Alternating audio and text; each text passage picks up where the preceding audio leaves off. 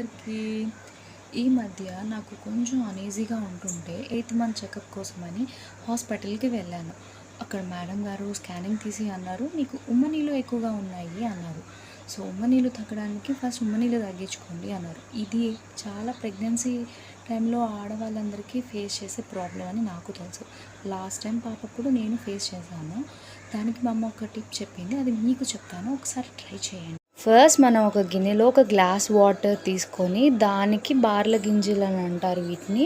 కిరాణా store అయితే అవైలబుల్గా దొరుకుతుందండి.